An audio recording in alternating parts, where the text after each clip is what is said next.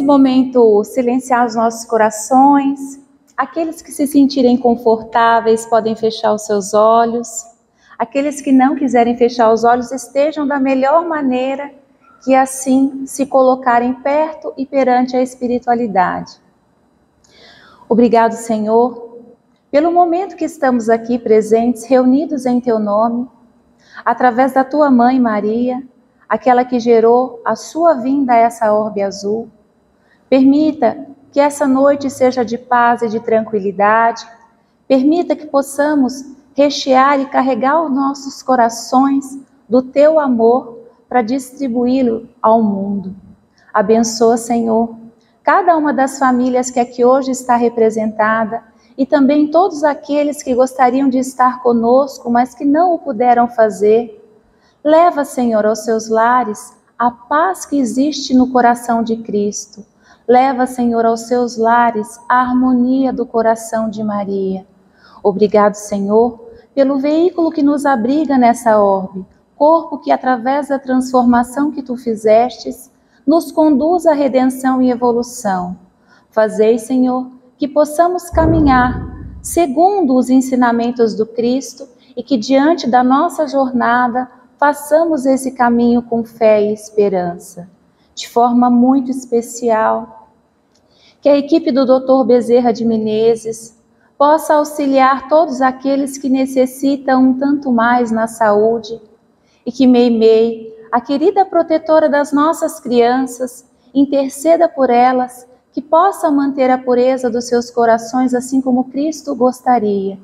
Abençoa, Senhor, a nossa vinda a essa casa, que possamos sair daqui repletos do Teu amor. Obrigado, Pai. Obrigado, Mãe querida, por tanto amor e por tanta bondade.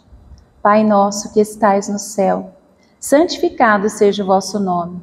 Venha a nós o vosso reino. Seja feita, Senhor, a Tua vontade, assim na terra como no céu. O pão nosso de cada dia dá-nos hoje.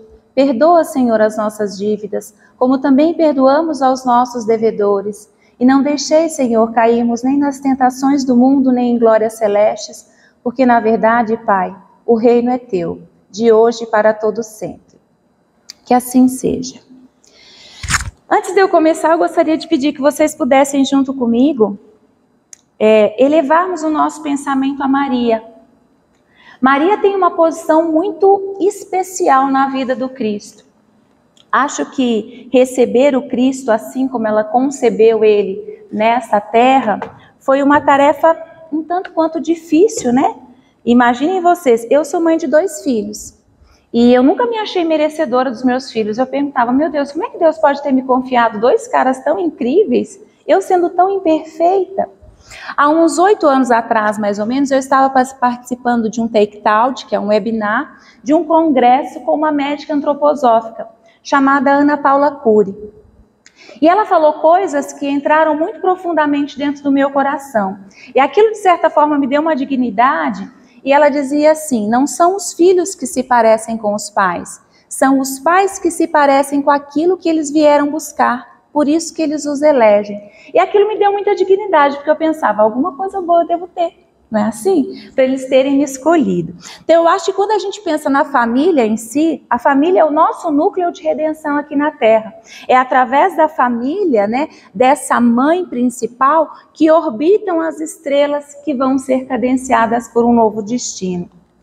Se nós pensarmos na figura de Maria como mãe de Deus, uma entre todas foi merecedora de estar conosco e de nos trazer algo maior do que ela, porque o preparo foi muito grande. Imaginem vocês, se eu vou conceber aquele que vai mudar o destino da humanidade, quanto eu não tenho que ter de preparo para acolher? Mãe é ninho que acolhe para a vida, pai impulsiona para o mundo. Então são 2 forças que vão estar muito conectadas para que nós possamos desenvolver aquelas missões que combinamos no plano mais alto. Então imaginem, ela foi eleita por Cristo e por Deus, nosso Pai maior, para ser aquela que daria à luz a Ele que estaria conosco por todos os tempos. Maria não foi só mãe biológica de Jesus, né? Como a gente vê em Lucas 1 e Mateus 2. Apesar das diferenças contextuais e numéricas, os evangelistas sempre citam o ato em si do nascimento.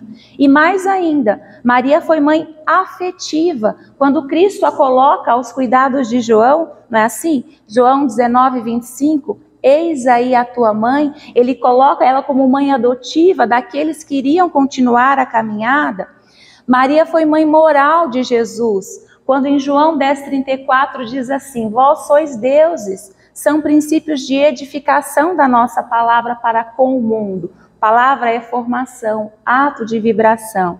E se nós pensarmos ainda, Maria foi a mãe espiritual de Jesus. Ela respeitou todas as tradições judaicas que eram praticadas na época, mas mesmo assim, ela não impediu o crescimento intelectual do Cristo, porque a partir disso que viriam as suas elevações para o sacro ofício, né, para o seu sacrifício sagrado.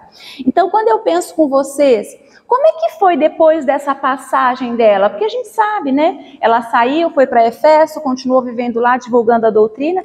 Se vocês me corrigirem, ela e Paulo foram os maiores evangelizadores que aprenderam várias línguas, foram disseminando o evangelho, a palavra, através dessas ações.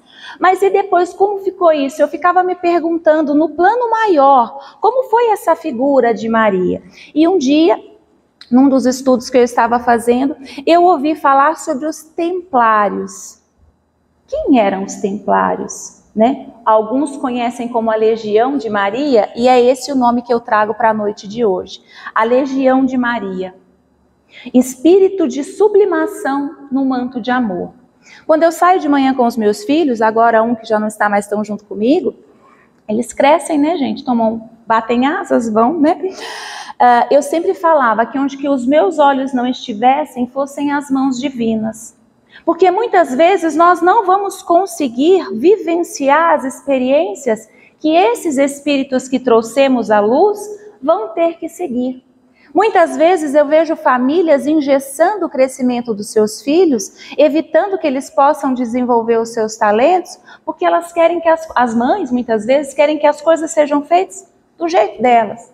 Porque na minha época era assim. Às vezes eu lido com jovens do set terapêutico e é sempre essa conversa, porque na minha época era assim.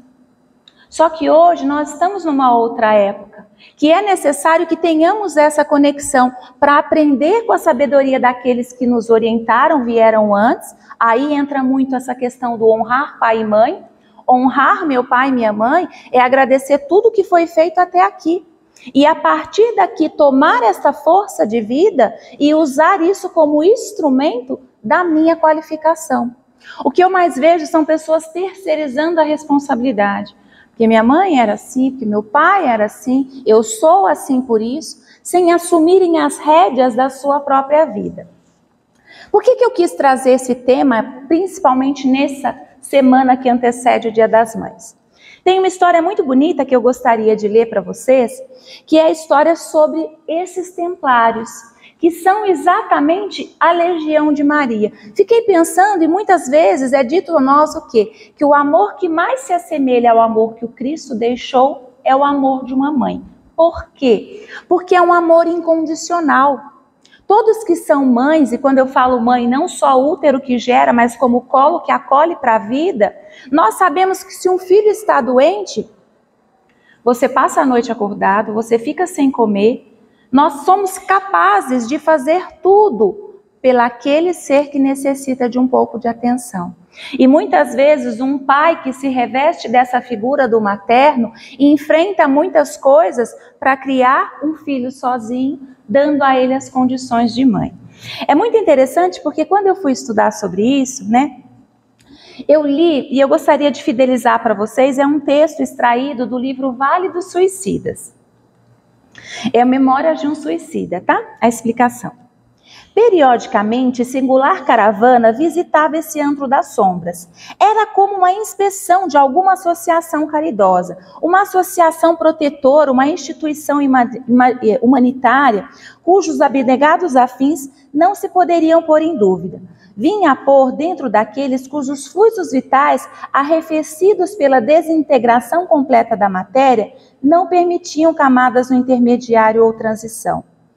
Portanto, supunha-se que aquela caravana, um grupo de homens, mas eram espíritos de fraternidade, materializavam-se o suficiente para se tornarem perceptíveis àquela precária visão e nos confundiam, investindo confiança em relação ao socorro que nos davam.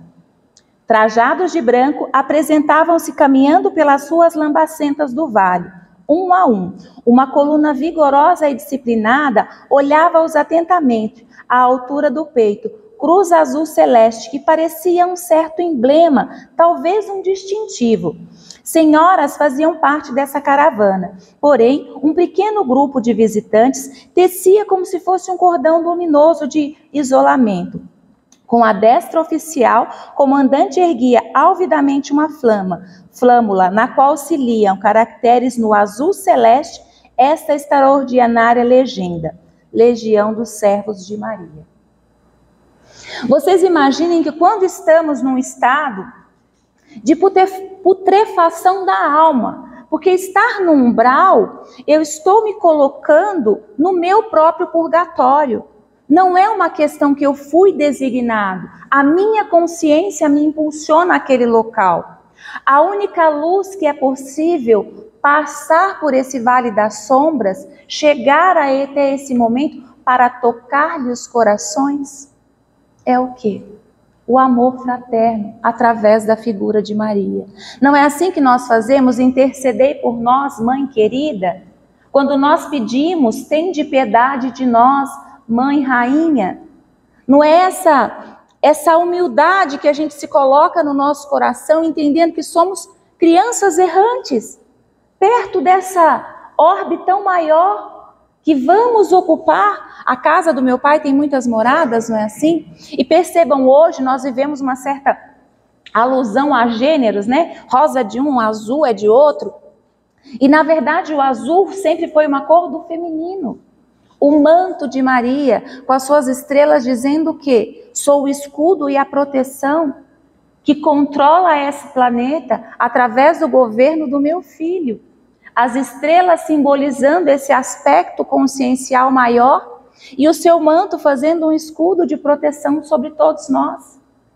Quando nós começamos a entender, e essa aflição desses lanceiros, dos templários, desses legionários, buscando resgatar almas queridas que ficaram ali, encobridos na sua própria vergonha, sem ter coragem de falar: Senhor, tende piedade de mim. Em um momento que é possível esse respirar e se encorajar, que apesar de tudo, apesar de todas as nossas falhas, apesar de todas as nossas limitações, através de todos os nossos erros cometidos, ainda há esperança para cada um de nós. E talvez seja isso que me encoraje, porque a gente pensa, né? Poxa, ainda posso fazer mais, posso ser melhor, posso ser um pedaço de luz. Essas estrelas de um manto sagrado que devem revestir a cada um de nós, servindo como um farol para iluminar a noite escura. Jung fala um contexto que nós só conseguimos abrilhantar a nossa luz quando nós encaramos as nossas sombras. Não tem aquele período do dia que a lua fica entre o sol e a terra, que é o período mais nublado, né? Quantas vezes nós estamos num período nublado da nossa vida? Quantas vezes a gente pensa, será que eu fiz certo? Porque quem é mãe aqui sabe que mãe é a Nossa Senhora da eterna culpa. Se trabalha, se culpa, se não trabalha, se culpa, se deu um caminho, se culpa. A gente tenta fazer o nosso melhor, mas a gente nunca sabe se está realmente sendo melhor ou não. Porque eu estou lidando com um espírito que muitas vezes é um espírito que é mais evoluído do que eu. E que veio muito mais me ensinar do que aprender comigo. Quantas vezes, num contexto imperativo, nós achamos que sabemos de tudo? Até talvez os 7, 8 anos, quando começa a formação do cognitivo, essas crianças acham que o pai e a mãe sabem tudo, né? E quando o pai e a mãe não sabem alguma coisa, o que ele faz? Por que não? Por que não o quê? Por que sim? Por que sim o quê? Não é assim que eles questionam? Porque muitas vezes nós tememos mostrar para eles as nossas fragilidades. E é exatamente o contrário que um filho espera. Ele espera ver que aquele cara e aquela mulher que está ali são pessoas reais que também erram. Porque se você é parecido comigo, eu vou junto. Só que se você está longe demais de mim, eu me encolho. Percebam vocês, quando nós vamos fazer uma consulta médica, a medicina ocidental ainda tem muito isso. Um doutor com CRM, você chega fragilizado, fragmentado, ele te olha por cima. Se eu já estou com questionamento, se eu já estou com uma angústia, se eu já estou com uma dor, porque eu costumo falar às vezes, dentro do set terapêutico, quando tudo dói, a dor é na alma. Quando tudo dentro de nós dói, é algo que eu não curei dentro de mim. Por isso que eu acho que Cristo trazia essa mensagem de olharmos para dentro de nós. Deixai vir a mim os pequeninos. Por que os pequeninos? A nossa essência divina. O nosso ser mais puro, que vai ficando cristalizado à medida que a gente vai criando camadas e camadas e camadas, né? E a gente vai apresentando essas camadas para o mundo e de repente a gente se perde no meio de tudo isso. A gente chega com 40, 50 anos e fala assim, cadê eu? Meus sonhos, minhas expectativas, os meus desejos, minha projeção para a vida, aquilo que eu acreditei. Porque se nós estamos nessa casa hoje, e eu falo que os minutos iniciais para mim têm um valor que talvez maior do que as minhas palavras. Tudo que foi amorosamente preparado. Se nós pensarmos que se lá no umbral é feito um cordão de isolamento protegendo aqueles que ali estão, imagine se conseguíssemos ver a orbe que se forma, nos ancorando para o evangelho da vida. Imaginem que cena linda poderíamos... Eu não tenho esse privilégio, viu, gente? Tem algumas pessoas que, com os seus dons mediúnicos, conseguem ver isso. E eu acho que é uma sensação tão pura, como se fosse um arco-íris chegando até cada um de nós.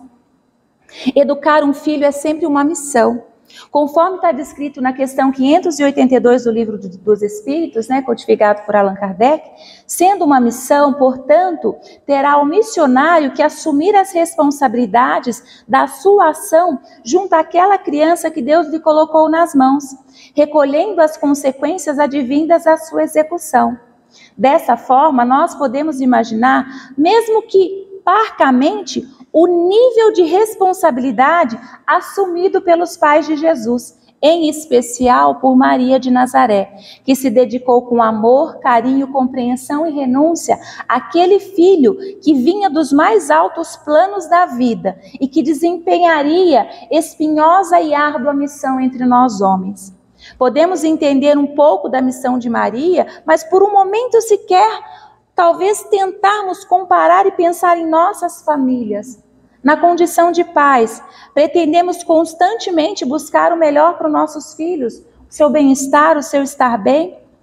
Sofremos diante das suas dores, nos alegramos com as suas alegrias. Isso é natural para a maioria dos pais e mães encarnados, que desejam ao seu lado, né, ver a prole amparada na caminhada.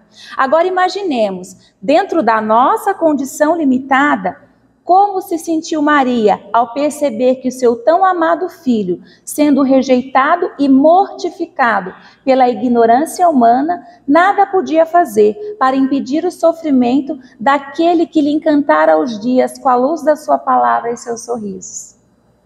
Eu não consigo dimensionar o tamanho da dor de uma mãe de ver o seu filho sendo crucificado.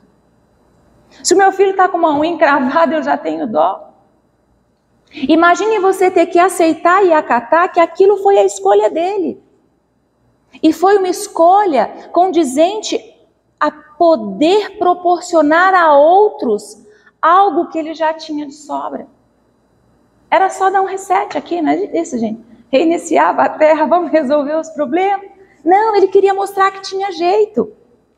De qualquer forma, nós precisamos entender o quanto Maria afirmou: eu sou a serva do Senhor. Ela realmente queria dizer isso, ou seja, ela se compromete a marcar renúncias e praticar um amor incondicional. Mesmo que o filho executasse aquilo que não era o que ela gostaria em seu coração. Ela se renuncia, né? É um ato de autorrenúncia de si para o outro. Maria de Nazaré, respaldada por sua posição espiritual superior, aceitava aqueles fatos dolorosos e tristes que lhe causavam profundo pesar, como parte da sua missão que assumira diante de Deus, e alicerçada pela sua fé inabalável, sofreu, mas sem revoltar-se, preocupando-se mais em buscar o Filho amado para ofertar a sua presença amorosa, tentando amenizar os sofrimentos que ele passava. Eu acho que o seu exemplo, quando temos a possibilidade de uma escolha, e uma coisa que eu fui aprendendo ao longo da vida, que talvez seja um caminho que eu ainda não aprendi muito, vocês poderiam até me ajudar e me ensinar. Há um caminho muito pequeno entre aquilo que eu posso ajudar o meu filho sem interferir sobre, e prestando atenção a algo que ele mostra para mim, que ele sinaliza. Porque muitas vezes os filhos crescem querendo, de uma forma muito gentil, agradar os seus pais, fazendo com que eles sejam felizes. E eles se abstêm da sua felicidade, do seu caminho, querendo projetar em si aquilo que os pais não puderam vivenciar. E muitas vezes nós achamos que aquele filho é o filho que está fazendo o correto. E na verdade ele pode estar deixando de fazer um lindo caminho. Ele pode estar sendo engessado para a vida e perdendo possibilidade de desenvolver os seus talentos para a vida. Imaginem vocês, depois de todo o preparo espiritual que ocorreu, para que Cristo estivesse aqui, se Maria tivesse impedido o ato da crucificação. Porque foi muito doloroso, mas ela soube suportar aquilo por uma missão maior. Ela entregou. Eu costumo falar que assim, quando uma criança aprende a nadar, ela se joga na piscina com o instrutor, com o pai, com a mãe, né? O adulto não, o adulto ele entra cheio de receios, né? Quantas vezes nós não precisamos nos jogar nesse braço da fé, acreditando que aquilo que está sendo feito para mim naquele momento seja o melhor que eu possa merecer, seja o melhor caminho que eu possa ser direcionado naquele instante. Porque a gente questiona Deus, a gente questiona, né? Tem um capítulo da teologia, que é a Teodiceia, se eu não me engano é um capítulo 6, não tenho muita certeza disso, né? Teo, Deus, ceia, justiça. Como que eu posso julgar a justiça divina se eu não consigo nem entender e interpretar o conteúdo de Deus? Imaginem uma força tão maior, que coloca esferas, porque tudo aqui foi movido, cadenciado. Desde a formação planetária foi acompanhado. Dizem que Cristo esteve 2 vezes quando foi desenvolver a orbe deste planeta, da base da matéria, né? Animal, mineral, para que fosse desenvolvido, e depois no ato da sua vinda, quando foi colocado essa necessidade do homem buscar os conceitos morais. Ele tinha evoluído fisicamente, mas era bruto nos sentimentos, era bruto no contexto da moralidade. Então era necessário que esse caminho fosse direcionado. Maria tinha uma intuição tão vívida, embora, toldada pelos efeitos provocados pela encarnação da matéria, ela sabia que ela deveria cumprir os passos dessa estrada árdua, acompanhando o caminhar do seu filho querido, Jesus de Nazaré. Desde que se apresentara tão cedo, condições excepcionais de coexistência, de consciência e clareza da missão terrena. Vocês lembram, pequenininho, como que você administra alguém que sabe mais do que você ali? Não dá para falar, gente? É uma situação que a gente só pode imaginar. Ela havia sido advertida por Simeão, o Pedro, sacerdote, também no templo de Jerusalém, que havia lhe dito que conforme as leis de Moisés, a ti, Maria, uma espada transpassará a tua alma, para que revelem os pensamentos dos mais íntimos corações. As preocupações de Maria sempre irão pesar em um coração, estando Jesus ao seu lado ou não.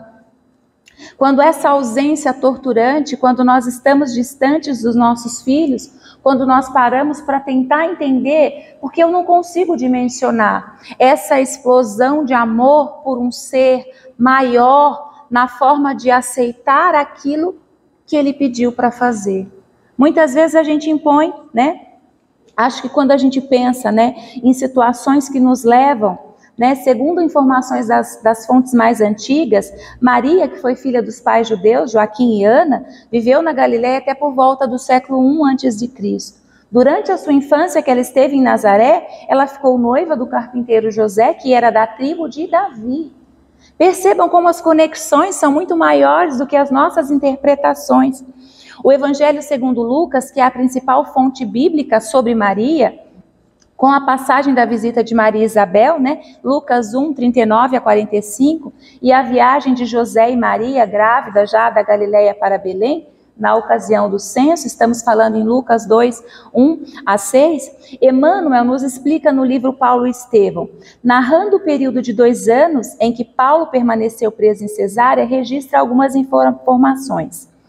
A esse tempo, o ex-doutor de Jerusalém chamou a atenção de Lucas para o velho projeto de escrever uma biografia sobre Jesus, valendo-se das informações de Maria.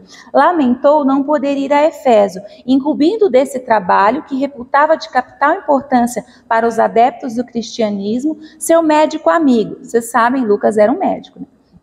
Satisfez-lhe integral o desejo, legando à posteridade o precioso relato da vida do mestre, rico de luzes e esperanças. Talvez por essa razão, as narrativas presentes no Evangelho de Lucas possuam uma característica muito peculiar. O Evangelho de Lucas por Emmanuel, né?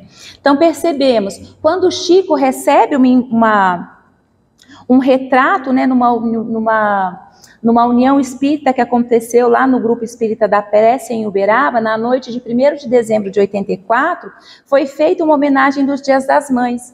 E o fotógrafo Paulo, né, que era um fotógrafo paulista, Vicente de Avelar, ele foi responsável por executar um trabalho que mostrava, descrevendo aquela figura de Maria. Chico, vocês já devem ter visto, apresenta essa réplica, vamos falar assim, né, esse retrato que foi afirmado, trazendo e mostrando um pouco daquilo que nas esferas maiores era conhecido como a sua mãe. Então percebam, se nós lembrarmos daquele primeiro capítulo, trajados de branco, apresentavam-se caminhando pelas ruas lamacentas do vale, de um a um, em coluna rigorosa, disciplinada, olhando-se atentamente, distinguiam-se à altura do peito todos, com pequena cruz azul celeste, que parecia um distintivo. Essa chegada é uma chegada de luz. Essa chegada azul celeste é uma chegada que traz para as nossas vidas essa necessidade de olharmos para o caminho real que vamos seguir, fazendo com que esse manto da Maria, de Maria, Mãe Santíssima, seja realmente um escudo de proteção na nossa vida e que possa, talvez, nos blindar para tudo aquilo que ainda não temos consciência para absorver, mas que ao mesmo tempo nos fortaleça para a caminhada que precisamos seguir no mundo. Porque dificuldade todos nós vamos ter, de diversas formas. Situações conflitantes nós vamos ter em todos os momentos. Mas se nós tivermos essa fé inabalável, que é capaz de transpor o vale das sombras, se nós tivermos essa fé que enfrenta os lamaçais da vida que trilhamos aqui na Terra, porque viver na Terra não é fácil, gente.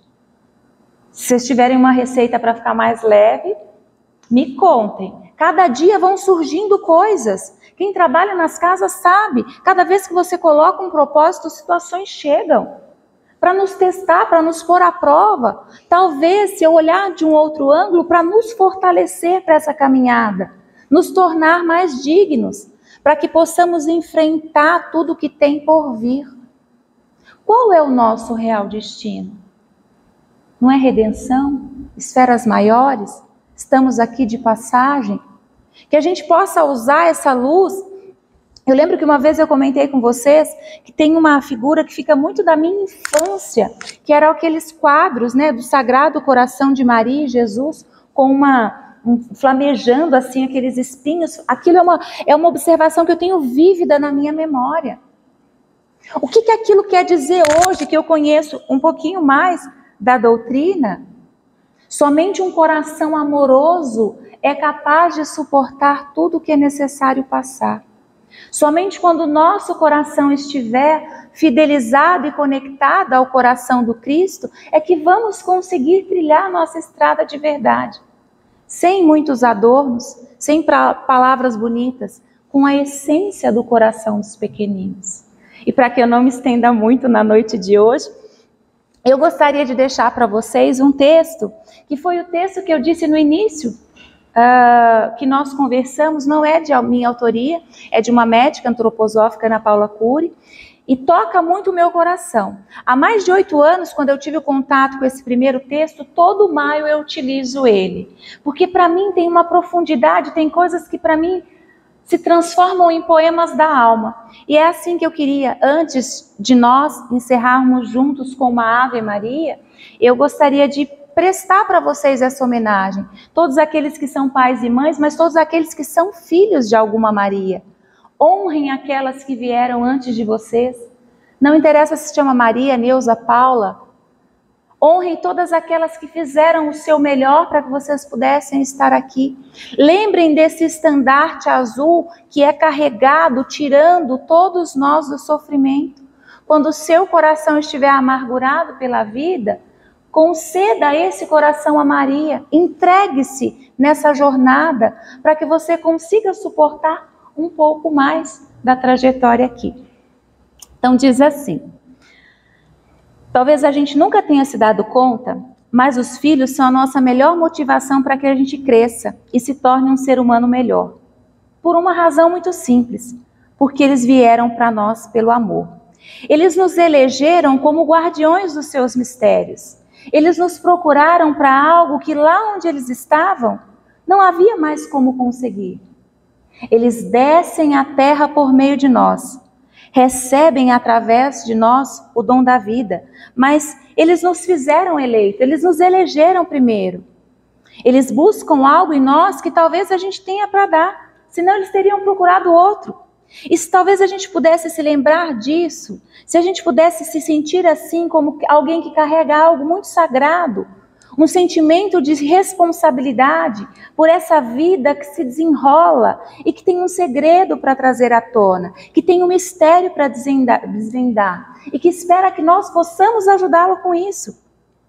Então, se a gente pudesse ter esse exercício de proteção, a proteção desse mistério que acontece quando, ao invés de interferir sobre, a gente presta atenção a algo que ele mesmo sinaliza, que ele mesmo tem a dizer. Talvez essa seja uma pista para a gente começar um caminho. E tudo mais vai acontecendo. E a gente descobre o sentido real de quando se ouve que os filhos são presentes. São presentes da vida que vem para nós. Porque eles nos talham. São nossos mestres. Muito mais do que nossos aprendizes. Não são os filhos que se parecem com os pais. São os pais que se parecem com aquilo que eles vieram buscar. Por isso que eles os elegem. E que nessa noite nós possamos conectar os nossos corações a Maria, que ela possa projetar e nós possamos fazer essa egrégora maior através dela, dessa figura, desse manto azul celeste abençoando toda essa casa, todos aqueles que estão, que dependem daqui, quantas famílias tiram daqui as necessidades do seu dia, não só necessidades materiais, mas também o conforto espiritual, o calanto, o bálsamo para seguir nessa jornada. Então, se pudermos juntos encerrar em coro, oferecendo os nossos corações através da Ave Maria, eu ficaria muito feliz e muito grata por vocês me darem esse presente nessa noite. Ave Maria, cheia de graça, o Senhor é convosco.